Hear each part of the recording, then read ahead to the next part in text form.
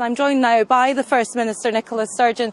And first of all, First Minister, this has been a citadel for Labour, Glasgow Council, for the last 37 years uninterrupted. What are you expecting to happen tomorrow for the SNP? Well, I take nothing for granted, but I'm standing here in my own constituency, as it happens, in the south side of Glasgow, an area of Glasgow that for years and years and years was represented by Labour, now has an SNP member of the Scottish Parliament and an SNP member of the Westminster Parliament. So we'll be out tomorrow urging people to vote SNP for stronger local services right across the country. In Glasgow, it's about getting rid of generations of Labour mismanagement, but across the country it's about putting local services first, doubling childcare, building more affordable housing, supporting businesses and devolving power down to local communities. That's our agenda, and I hope that people tomorrow will go out and vote for it. Now, First Minister, of course you'll have heard the speech that Theresa May made this afternoon, launching the formal start of this general election campaign.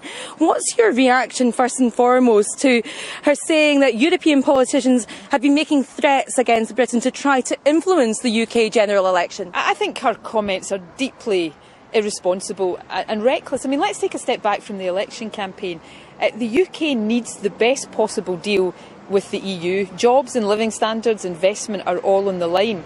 And, you know, despite all the bravado we hear from the UK government, the UK's leverage in these negotiations is actually quite limited. So to have a Prime Minister for purely partisan party reasons poisoning the atmosphere of these negotiations, I think is against the national interest, not in the national interest. And I think she's trying to make the EU the big bogeyman because she wants to distract attention from the Tories' appalling record on public services, austerity, the economy, while she continues to hide from voters. I think her comments today really do underline the fact that to have a Tory government in Westminster without really strong opposition would be bad for every part of the UK. So there needs to be a check on the Tories, strong opposition, and in Scotland that can only come from the SNP.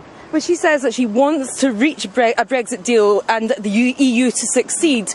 Do you think that these comments then make that more difficult? I think by her comments she is making the process of negotiation more difficult, and she's, almost, and it appears almost willfully sabotaging the prospects of getting the best possible deal. I think many UK government ministers, the Prime Minister included, seem to be oblivious to the fact that the UK's negotiating hand is not particularly strong. So why poison the atmosphere of these talks before they get properly underway? Because it's the case that jobs and living standards depend on the best possible deal. So I think she's acting just as she did really in calling the election, which was called for party reasons, not national reasons. With these comments today, I think she's demonstrating that she wants to fight this election on narrow partisan basis, not in the interests of the country overall. But the comments are wider than just being directed at European politicians. She's also mentioned about the European press misrepresenting the UK's negotiating stance. Where do you stand on that? Well, what is Theresa May trying to say? That somehow an article in the German press is intended to interfere with the UK election? I think it's, if she wasn't so far ahead in the polls, you would actually look at this and say it's pretty desperate stuff.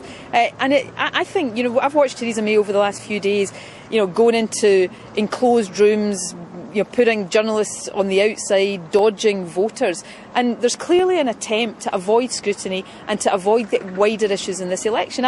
Maybe it's not surprising that she doesn't want people to be talking about the Tories' doubling of debt, about the fact that the National Health Service in England has been called a humanitarian crisis, or the cuts to disability benefits, the bedroom tax, the rape clause. It's all of these things she's desperate to keep attention away from. And I think what we've seen today is her trying to make the EU the bogeyman in order to do that. But she's playing a dangerous game here, because by poisoning the atmosphere of these negotiations, she risks getting a bad deal or no deal. And it's not necessarily Theresa May or her colleagues who pay the price for that. It's ordinary people the length and breadth of the UK will pay that price in jobs and living standards.